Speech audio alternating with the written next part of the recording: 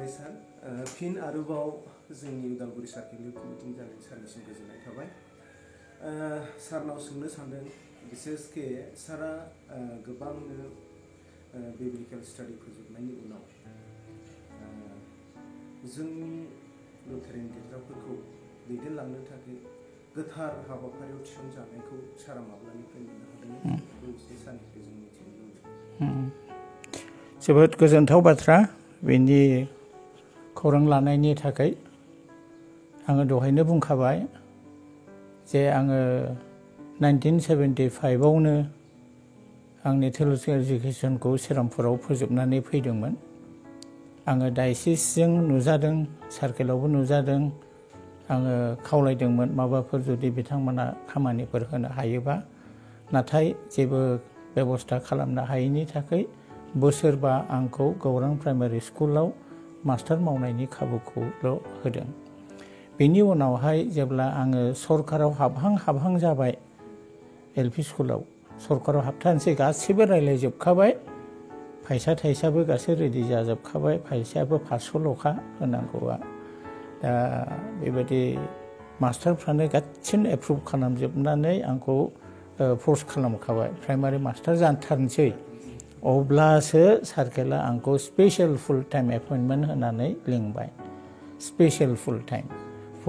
टाइमाथ' दंखायो, खिन्थु आंना स्पेशल बेबायदि दायित्व होबाय। आं रंजा बाजा नाजावनानै लाबाय। मास्टार खामानिखौ आं नागारबाय। न'खराबो बुंबाय जों बेयावनो हाबनोसै, बिनि थाखायनो थांखादों नों, बेखौनो लादो बेबायदि होननानै 1980आव बिसोरो आंनो स्पेशल फुल टाइमखौ होबाय आरो 81नि 7 जुनाव आंखौ पास्टर अर्डिनेसन होबाय। 1981नि 7 जुन आरो पास्टर अर्डिनेसनानो जोंना ओरैबायदि जाबाय, बिरजन नार्जारिजों आंजों जों सानैमोन लोगोसे पास्टर अर्डिनेसन जानाया। 7 जुनावहाय अर्डिनेसन, 6 मोनाबिलियावनो ओरैबायदि बारहुंखा, गिदिर बारहुंखा फैबाय, बिफां लाइफां बायथेजोब्बाय, गिर्जायाव थांनोबो लामा गैला। देवबारावनो रुवाजों दंफांखौ दानस'नांबाय। बेबायदि मोनसे गिदिर स्ट्रागोलनि गेजेरजों जोंनि अर्डिनेसना जादों। दा बेजों मानसिफ्रा मा मिनिं लादों लाबाय, जोंबो मा मिनिं लादों लाबाय, खिन्थु बिनि गेजेराव माबा थांखि दंमोन इसोरनि,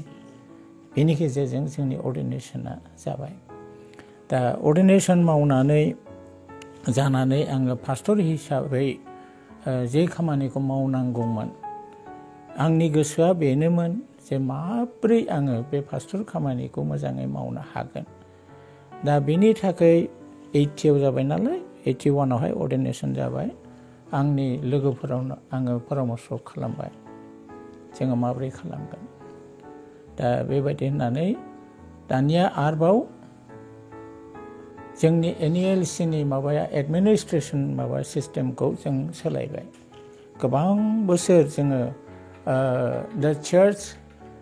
रि-एडमिनिस्ट्रेसन होननानै जोङो माबा खालामदोंमोन, मोनसे प्रजेक्ट लादों। प्रजेक्ट लानानै जोङो डायसिसखौ बोरै सालायलांनांगौ, सिनडखौ बोरै सालायलांनांगौ, बिनि गोदान प्लान जों खालामबाय। गोदान प्लान खालामनानै जाहैबाय जोङो दानिया एपिस्कपल सिस्टेमखौ लानोसै। एपिस्कपल सिस्टेम, एपिस्कपल माने जेरावहाय बिशप गोनां। दा बिशप सिस्टेमखौ जोङो लाबाय आरो नैबे बिशप सिस्टेमाव 18 नभेम्बर 1984आव आंजों लोगोसे 3 बिशपआ बिशप अर्डिनेसन मोनबाय। बाक्साराय डायसिसनि बेयो पल बि मुर्मु होननायमोन, बिथाङाबो थैबाय। सिउरि डायसिसनि अनिल कुमार झा होननाय, बिथाङा दुखुनि बाथ्रा इनस्टलेसननि उनाव सानसेबो खामानि मावनो मोनाखिसै। लोमजानानैनो इनस्टलेसन लाबाय, बिनि उनाव सिखांफिनाखिसै, मोजां जायाखिसै, थाङै थैनानै थांबाय मानसिया। दा सानैयाबो थैखाबाय। आरो बिनि उनाव ग्राहामपुर डायसिसना रुबेन मुर्मु होननाय सासे पास्टर दंमोन, जखारा बायदिसिना माबा खालामब्ला बे जखार खालामो आरो, जायखिजाया जोबोद फुरथिजों मावोमोन रुबेन मुर्मु। बाक्सारा डायसिसआ पाउल बि मुर्मु, ओमफ्राय सिउरि डायसिसआ अनिल झा, ओमफ्राय ग्राहामपुर डायसिसआ रुबेन मुर्मु, ओमफ्राय बङाइगाव डायसिसाव आं दुमका डायसिसनाथ' बिशप जानानै थाहैखाबाय माबायानो साइगन एन्ड किस्क'आनो बे सिगां हाबनानै थाहैग्रोखाबाय दा बे हिसाबै जों इनस्टलेसन जाबाय बिशप दाना बिशप जानानै जोङो मा खामानि मावगोन ओमफ्राय माब्रैब्ला जोंनि एनइएलसिआव आं मोनसे स्पिरिचुवेल रिएवेकनिंखौ लाबोनो हागोन बे आंनि थांखिमोन माब्रै स्पिरिचुवेल एवेकनिंखौ लाबोनो हागोन रिभाइभेलखौ माब्रै लाबोनो हागोन गोसो गुदुं जानायखौ जोङो माब्रै लाबोनो हागोन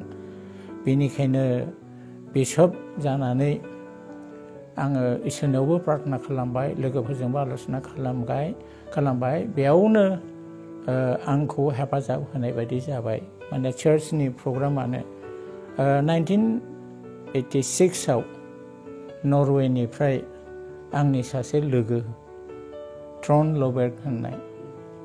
बिथाङा मोनसे स्पिरिचुवेल रिभाइभेलनि मोनसे सेमिनार खुंफैबाय स्पिरिचुवेल रिभाइभेलनि सेमिनार आरो बिनि उनाव गावनि लोगो सासे लाबोबावबाय ट्रन लबेर्ग ओमफ्राय ट्रन आर्ने हगे होननाय ओंखायनो जोङो टल ट्रन शर्ट ट्रन होननानै बुङो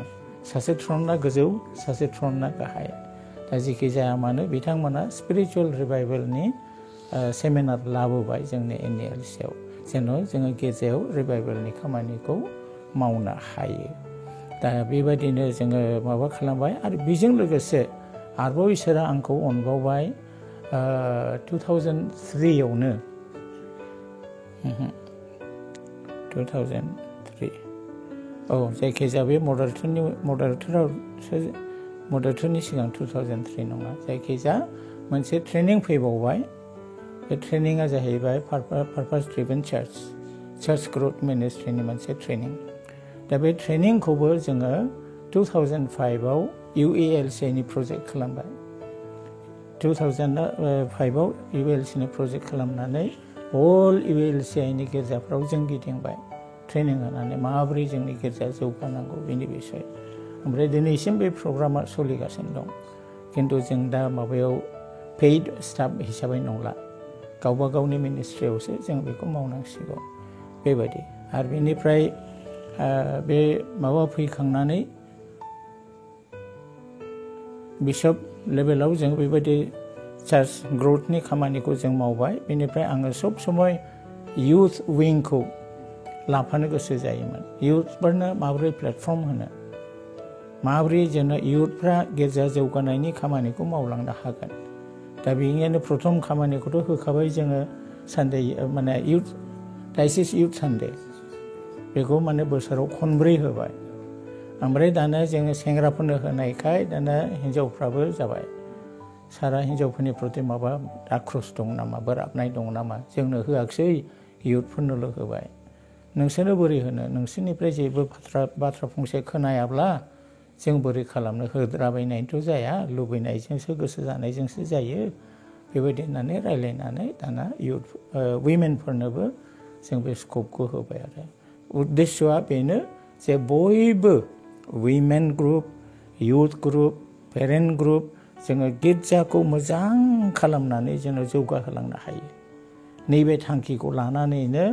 महिलाफ्राबो बिन्दोआव गाखोनानै गिर्जा खालामनांगौ इउथफ्राबो बिन्दोआव गाखोनानै गिर्जा खालामनांगौ बिसोरनो सारमन होनांगौ बिसोरनो रोजाबनांगौ बायदिसिना खालामनांगौ बेबायदि होननानै नैबे youth Sunday service women Sunday service बेनि प्रग्रामफोरखौ जोङो खालामनानै होबाय आरो बे हिसाबैनो माने गिर्जाया अनेक गुनै जौगाबोदों बेनिफ्राय आरोबाव दानिया फैयै फैयै मदारेटर जाफैबाय मदारेटराथ' मा होदोंमोनलाय थारिखखौ 2000नि सिगाङावनो जादों नामा औ 1998 to 2001 औ 1998 to 2001 दा ओमफ्राय बे 1998आव जे आं मदारेटर जाबाय गोबां आलासिफोर फैदों फरेनारफोरबो जोंनि बे माबा फरेन पार्टनारफ्राबो फैदों जोबोद मोजां जादों अर्डिनेसनाबो बेनिफ्राय आङो आंनि बिशप लोगोफोरनो लिरबाय अल 10 बे समाव 10थाल'मोन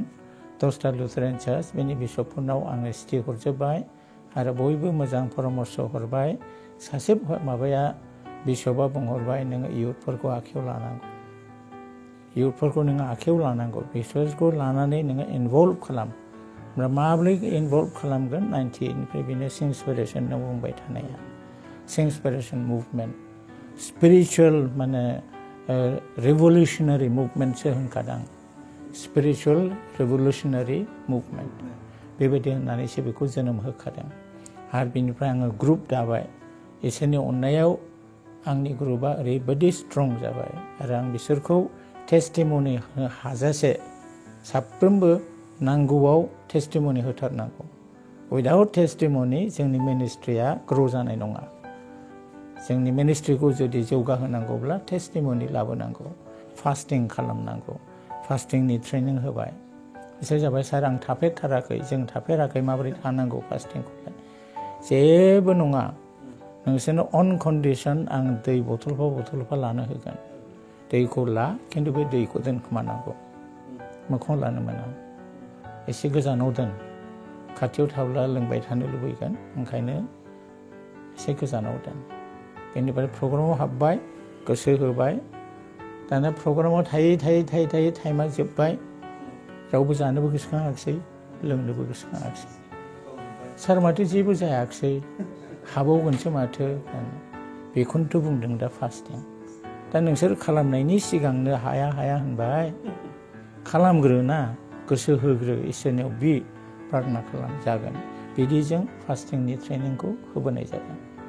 आरो दा बेनि गासै हल डायसिसावनो दा फास्टिं प्रेयार प्रग्राम दं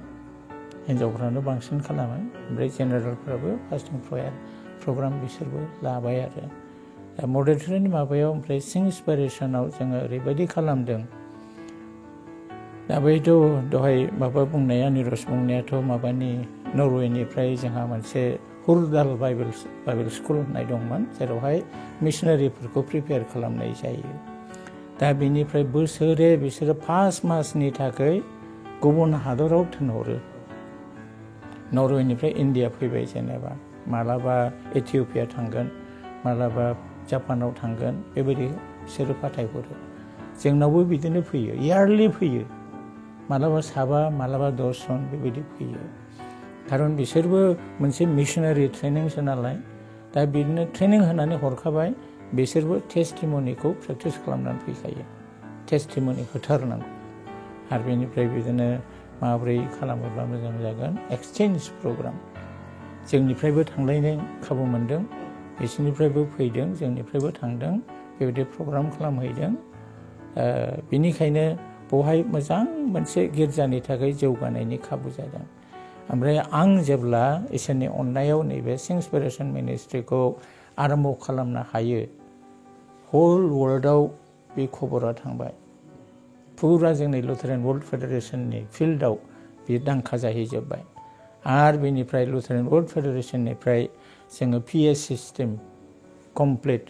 मोनजोब्बाय मोजां क्वालिटिनि पिए सिस्टेम माइक बायदिसिना गासैबो दामनाय देनाय गिटार बायदिसिना गासैबो खेबसेनो फैजोब्बाय मोनजोब्बाय आरो नरवेखौ आं बुंबाय आंहाथ' दा सिंसपिरेसन दाबाय आंनि प्लानाथ' दलद थानायनि नङा I will move to every diocese आङो प्रत्येक डायसिसाव थांनांगौ आंनो बिनि कनभेन्स नांगौ थांलाय फैलाय खालामनायनि बेबस्था इमिडियेट बिसोरो गारि गंसे केन्टार गारि 907 ना मा होनो बेबायदि गारि जों मोनबाय आरो बेजोंनो जोङो प्रग्रामबो खालामबाय बिराद मोजां प्रग्राम ओमफ्राय मोनसे बाक्साराय डायसिसाव ओरैबायदि सिंसपिरेसन प्रग्राम जाबाय आसरित बिराद आसरित रंजायै मानसिफ्रा रोजाबदों माबा खालामनानै बेनिफ्राय भिडिअ पिकचार खालामबाय मा पिकचार लागोन आं बुजियाखिसै गावनो मोसाबाय भिडिअ लानानैनो मोसाबाय गावबो बेबायदि माने दंफांफ्रा मोसाफाजोब्बाय गासैबो मोसाफाजोब्बाय जोंजों लोगोसे एकदम बारजों माने दंफां बिलाइफ्रा आखाइ खबनाय नुजोब्बाय जों गासैखौबो दा बेबायदि मोनसे माबा मुभमेन्ट जादों आरो गिदिर मुभमेन्ट आरो पाब्लिक मानसिफ्रानो नुजोब्बाय जे माबादि जायो बेनिखायनो सिंसपिरेसन होनबायथाय माब्ला फैगोन जोंनाव इन्सपिरेसन होनबाय थायो माब्ला फैगोन जोंनाव बेबायदि माबानानै बिसोरो ओमफ्राय जोङो सम सम बिदिनो प्रग्राम खालामहैयो सार्केलाव खिन्थु दुखुनांथाव बाथ्रा टाइम होजोबनो हाया जोंना ओरैबायदि मुभमेन्ट सम क्रिएट खालामनांगौ मानसिफ्रा जेन खुब रेसपन्सिभ जायो आरो इसोरनियाव गावखौ गथायनो खाबु मोनो बिदिनो बुङै बुङै रोजाबै ओरैबायदि जाबाय गाबग्लुंजोब मानसिफ्रा गाबग्लुंजोबखायो बयबो ओमफ्राय दाना जोंना टाइमा थोलालाय सम ओरैनो गारबोनांनाय जायो ओमफ्राय सम जोङो बिदिनो बानजायबाय माबाय बुजायबाय माबाय मोजां खालामना फैबाय बेबायदि गिदिर खामानि जादों ओमफ्राय जाय पास्टरफ्रा बे इन्सपिरेसन मुभमेन्टनि माबाखौ लादों एप्लाइ खालामदों गावसोरनि दा मिनिस्ट्रियाव बिसोरो मोजां खामानि मावनो मोनदों मोजां ग्रौथ जादों आरो दिनैसिम बिसोरो गोसोखाङो दाबो आंखौ लिंगासिनो दं सारा फैनांगौ जोंनाव खेबसे खालामफैबावनांगौ बे मिनिस्ट्रिखौ बेबायदि होननानै माबा खालामो ओमफ्राय बेखौनो लानानै आङो बङाइगाव डायसिसावबो होफैबाय आंथ' 2001आवनो फैबाय नालाय 2001सिमल'खामोन मदारेटरा ओमफ्राय आं फैबाय बेनिफ्राय आङो डायसिसावबो बेखौनो लुबैदों आरो बेखौनो आङो थिनबाय आरो दाबायबो प्रत्येक सार्केलानो दाबायबो उदालगुरि दाबाय बङाइगाव दाबाय प्रत्येक सार्केलानो दाबाय खिन्थु सोरबा डेभेलप खालामनो हादों सोरबा डेभेलप खालामनो हायाखै दा बेनि गेजेराव बिसेस करि बङाइगाव सार्केलखौ जों एप्रिसियेट खालामनांगौ उदालगुरि सार्केलखौ जों एप्रिसियेट खालामनांगौ साइलेन्टलि गहपुर सार्केलखौबो खालामनांगौ सिं बिसोरबो खामानिखौ मावदों सिं मावदों बिसोरबो बेनिफ्राय गथायबारि मावथामबिलाव बांद्राय माबा गैया दा जिखि जाया मानो बिसोरबो खालामदों इन्सपिरेसन मिनिस्ट्रिखौ आरो दासिमबो बिसोर बेखौ खालामो बयबो वर्शिप टीम दाजोबखाबाय गासैबो सार्केलफ्राव वर्शिप टीम दाजोब्बाय आरो एमनकि अरुणाचल सार्केलाबो बेनि थाखाय गोसो होबाय बेबायदि खालामनानै दा बेनिखायनो बे मदारेटरनि माबासिमाव आंनि हास्थायनाया बेनो माब्रै इयुथफोरखौ आरो उइमेन्सफोरखौ आङो थिखांनो हागोन जोंनि गिर्जायाव जेन' गिर्जाया स्ट्रंसिन जानाय बायदि आरो बेनिखायनो बे समाव जोंनि अभारसिस पार्टनारफ्रा जोबोद खुसि दा ओंखायनो माबायावबो चार्च ग्रौथ मिनिस्ट्रिनि थाखायबो आमेरिकायाव खनथाम खनब्रै थांबाय आं ओमफ्राय सिगांनि बे बिशप सुलेनखौबो आं खेबनै लांफादों बेनोबो ट्रेनिं होदों आरो बेखौबो आङो जार्मानियावबो फाथायहरदों ट्रेनिं लानो थाखाय आरो बहाबा फाथायहरदों मोनथाम मोनब्रै जायगा आरो अमलखौबो आं ट्रेनिं होदों रेडिअ मिनिस्ट्रिनि ट्रेनिं आरो बेनिफ्राय एलभिसखौ आङो टेइजे प्रेयार कमिउनिटि टेइजे प्रेयार मुभमेन्ट माबाया अस्ट्रेलियानि एलभिसखौ ट्रेनिं होदों ओमफ्राय जोङो फारगेजिलायाव खेबसे खालामहैदों दा बेबायदिनो गुबुन एरियायाव जेन' जोङो डेभेलप जायो गोजौआव जौगाबोयो नैबे थांखिखौ लानानै खालामनाय जादों आरो बे मथेनो मदारेटरनि पिरियडआबो जोबनानै थांबाय लाखिबावनो खालामबावनो गोसोमोन खिन्थु इसोरनि गोसोआनो एसेसिमल'मोन आं बुंबाय आंनि पार्टनारफ्रा लोगोफ्रा बुंदोंमोन इलेक्सना जायाखै बियो खालामफिननांगौ आं बुंबाय नाङा बे इसोरनि गोसो जाबाय थोबाय आं एक्सटेनसन मोनाखिसै आंहा डायसिसाव खामानि दं डायसिसाव थांसै बेबायदि हिसाबै डायसिसाव फैनानै डायसिसावबो हानायखिनिखौ आंनि समसिम आङो मावबोबाय आरो हागौमानि जिउआनो गावनो लिंखायो थोनो जिखुनु सार्केलाव सभाफोर जाया मानो माबा प्रग्राम जाया मानो प्रग्राम मोनबानो खोनाब्लानो आं थांनो माने थोनखायो गोसोआनो बेबायदि हिसाबै आं खामानिफोरखौ मावबोदों हामबायसै सारनिसिम सारा जों गोबाव सम पास्टर मिनिस्ट्रिजों लोगोसे गोबाव पास्टर बिशप आरो मदारेटर मावनायनि सोमोन्दै जों खोन्थाबाय आरो जों गोबां सोलोंनो हाबाय आरो इयुनाव बिदिनो सोलोंनो हागोन होननानै आसा